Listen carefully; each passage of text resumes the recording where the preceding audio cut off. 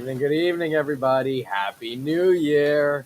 It is Hugo Quintanilla here with another Live at 5. Happy 2024, everybody. Welcome, as always, on Facebook and on YouTube. We are live. Please feel free and catch the repeats and the edited versions of these live streams on YouTube at Hugo4 Long and Foster. My Instagram is Hugo4 Long and Foster. My X account is Hugo4LNF. My TikTok is at Hugo4 Long and Foster. My website, YourRealtorHugo.com. My phone number 240-389-4846. And my email, Hugo at LNF.com. That is way too many tags. I hope you guys are doing well. I hope you're enjoying your day off. If you have a day off, if you're working, I hope that you're having a fantastic day too. Please let me know how you guys are doing, what you guys were up to, how the day went, what you're looking forward to in 2024, what some of your real estate goals might be in 2024, and let's make it happen. Today, I am actually going to be giving you the ultimate 30-day home selling blueprint. And today is day one. Because in 30 days from today, if you follow this blueprint, you will be able to list your home and get it on the market and get it sold. So the spring market, if you weren't aware, actually starts February 1st for real estate.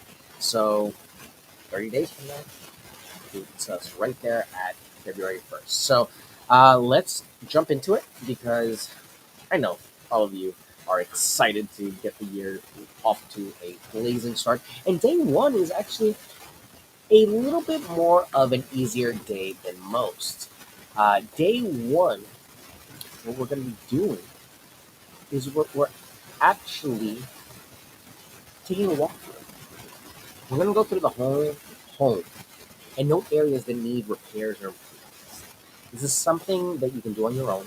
You'll see that the whole checklist, the whole 30-day plan is so that you can do day by day a task and focus on that task so that you don't overwhelm yourself, you don't overburden yourself with all these tasks that need to be completed before you sell your home. People think that it's just as easy as, hey, I'm going to put the sign on the front lawn, it's good to go. Absolutely not. It is furthest from the truth. A for sale by owner will tell you that it's very, very easy to just list the property and, get it sold. But if you do this checklist and work this plan, your stress levels, your uncertainty will be by far reduced than trying to wheel and deal and on the fly make a procedure for a home sale when you've never sold a home. So, as always, I always suggest that you talk to a realtor in your local area. But these are some tasks, and I will tell you when you should bring a realtor in and when you shouldn't. But week one, we're going to focus more on assessing your home's condition and needs. It's really something that you can do on your own. Us as realtors, we will do it when we come and visit the property. But at this junction, you can do this on your own. And this is the first 5 days. And day one, it's super simple. You just kind of walk through the property and just see what it is that you need. Take a comprehensive walk through the home and just where have been things that you maybe have neglected, maybe things that you should have fixed and haven't fixed them. Perhaps, something that you might have wanted to improve but never got to. Things that, you are at a point where you can honestly say, hey, this is something that I've never really, taken care of. Be as honest as you can. If you don't know, that's fine. We can do two things. We can use a form that disclaims all your responsibilities, as if you don't know anything, and about the property. And then we can also do something where we have a home inspection done for you, a pre-listing home inspection. So there are a lot of resources that we have as realtors, again, in our expertise. So, we could save you some money in those aspects, but that bringing us in on week one is probably not the most necessary thing.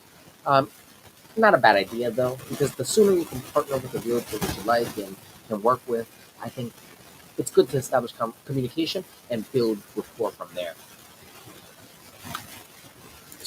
Some of the things that we'll need, especially when it comes to doing a checklist on day one, are to be looking at a few key areas. We want to look at, the I like to say the sky, the moon, and the earth, because it's we're looking at the foundation, we're looking at the ceiling and the roof, and then we're looking at the flooring and everything inside the property. So it's really your whole universe when it comes into the home. We want to be objective about it. We want to be very transparent about it, because remember, we will be handing this property over to someone else. At least that's the intention with the sale.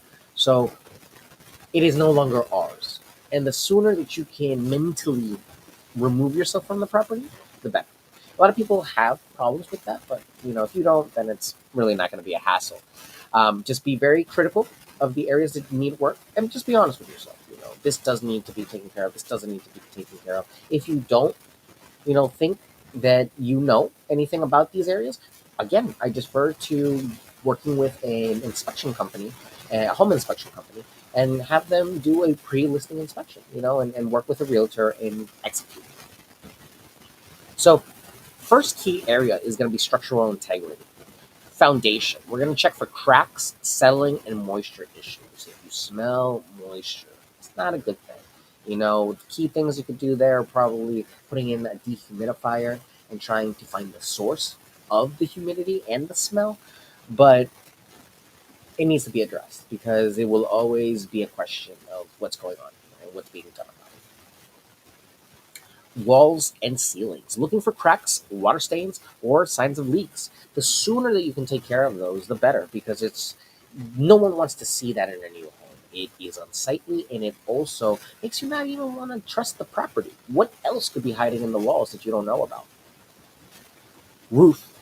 Inspect for missing shingles, signs of wear, or potential leaks. Now, I can tell you, hop up there and go do it yourself, but I know a lot of people are not in the position to do that. They are in the position to sell. So let the trained professionals do it. Go ahead and invest in a pre-listing inspection, or have a local roofing company come out and give you an inspection, just a quality check. You know, I would also suggest too, if you know anybody that does this type of work, having them come in and just give a quick go round. If you feel unfit to make these deductions yourself, just work with someone, because a professional is a professional for a reason, and we have the expertise to know. So again, that's why you hire us, to take some of this stress off. But these are all little things that you can help us with, so that when we get to the house, we have this list of things that we can talk to you about and address. So the other second key area, and it is by far the most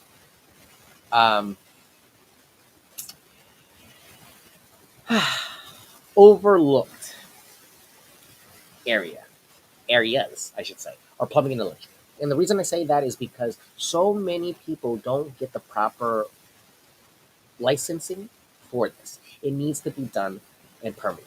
It needs to be done correctly by a licensed individual and permitted. The amount of risk to damage, fire, to the property or to people inside of it, it's immeasurable. You do not want to play with fire, water, electricity. You don't want to play with any of those things. So, plumbing and electrical, please, have it done by trained professionals. Really keep your DIY ness to a minimum when it comes to those things, because really, if you're not doing it correctly, it could really cause a problem in the long run when someone is actually trying to work on the property. Leaks or drips. Check faucets, pipes, and visible plumbing for leaks. Water pressure. Ensure adequate water pressure in sinks, showers, and toilets. That can definitely deter a lot of new home buyers, because they see it trickling out of the faucet and they're like, like, you're just sitting there and it's like the water's not even hitting you in the shower. It's just like, no. And it just, again, what else could be wrong if the water's not even running correctly? Electrical outlets. Test electrical outlets and look for signs of malfunction or wear. Please, please, please, please, please check those sockets out.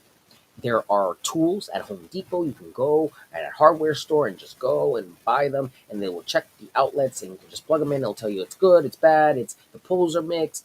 Use items like that, or at least note sockets that aren't working, because that again could be something that later on can come out in a home inspection, because a home inspector will have that little tool and they'll go one by one, room by room, checking it.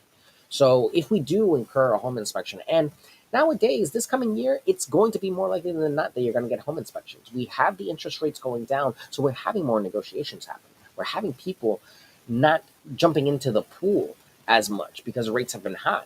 But if rates go down lower, it's going to be interesting to see, because houses have been steadily still rising in price. So we'll see how that plays out. If we're going to get a market where we are starting to waive home inspections again, and people are doing inspections on their own, walk-in talks and such, or if we're going to have another season where we're going to be negotiating a lot more, and the properties will be so few that we really will have to kind of work for them.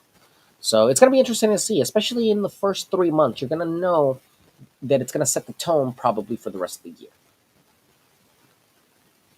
A third area that we definitely need to touch on is HVAC systems, heating and cooling.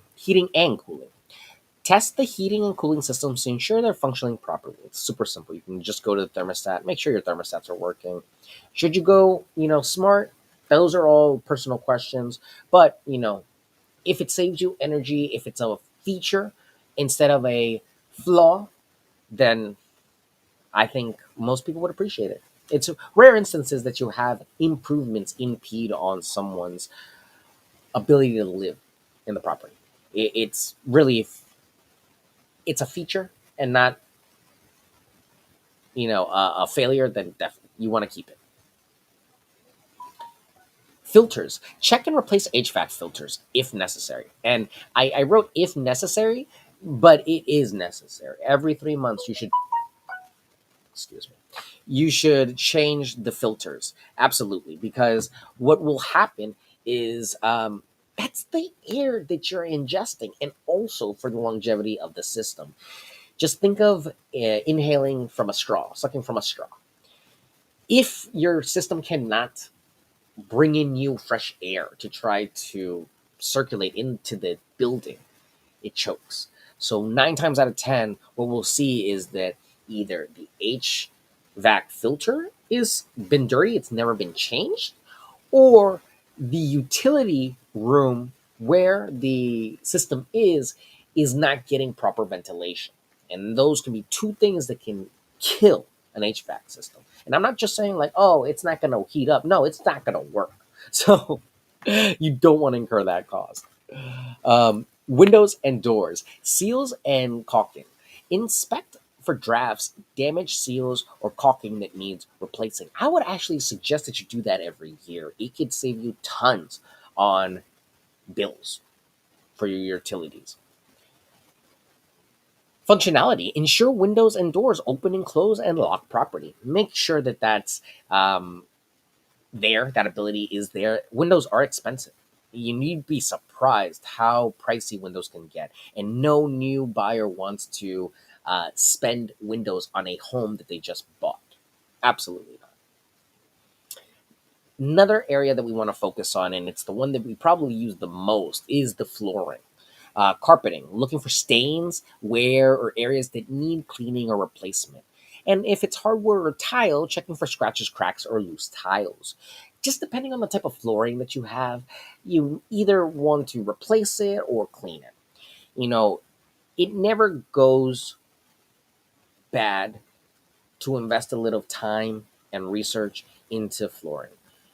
It could really elevate a space, and you don't want to pick a flooring that's not in vogue, because you will have less buyers willing to look at it. So you want something that's durable, high quality, and looks good. You can always tell properties that it looks shabby. So you don't want to be one of those properties. Appliances. This is a very easy area. During the lockdown, it was very tough to get appliances because of the shipping and chip shortage. But Now that we're seeing a lot more availability in super processors and chips, we are also seeing a lot more diversity in colors and styles for appliances. So we're starting to see reds, we're starting to see greens and blues, not just the traditional black, white, and stainless steel. So be mindful.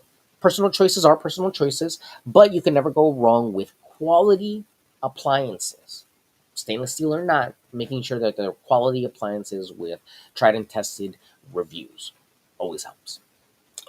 Kitchen appliances, test functionality and look for any signs of wear, tear, or malfunctioning. And if you need to replace them prior to listing the property because those are key selling features. Kitchens and bathrooms sell homes. Washer and dryer, ensure they are in good working condition. Make sure that there's no moldy smell, no water smell. Make sure you're cleaning them, checking the lint catch, making sure that making sure that the exhaust is not full of lint and has been cleaned. That is actually a very easy way to start a fire. So please, please, please, please, please check that at least every 4 months, every season. Exterior maintenance. By far, it's the outside, it's the face. And you can have a beautiful interior, but no one will come by and see it if the place on the outside looks bad. It will just not happen. The exterior maintenance includes things like the gutters and downspouts, clear any debris and ensure proper drainage, not just for the aesthetics of it, but because it could be dangerous to your foundations to have water dripping next to them. So you never want that. You want to remove water away from the foundation. Siding or paint. Look for signs of damage, peeling, paint, or signs that need attention. Um, Sometimes you just get debris that hits the building. Sometimes you get in these windstorms, you just get stuff that just flies off. So make sure that if the outside is well protected and well covered, and that all your necessary panels are there, and that there are no damages to the integrity of the outside of the structure, because that's all you need is just the elements to get in and or animals, and then you have a whole problem on the inside. So, alongside the exterior maintenance, you could also do an analysis of the curb appeal, landscaping, assessing the state of the lawn, shrubs, and trees, exterior lighting, checking for proper functionality, and replacing bulbs if needed.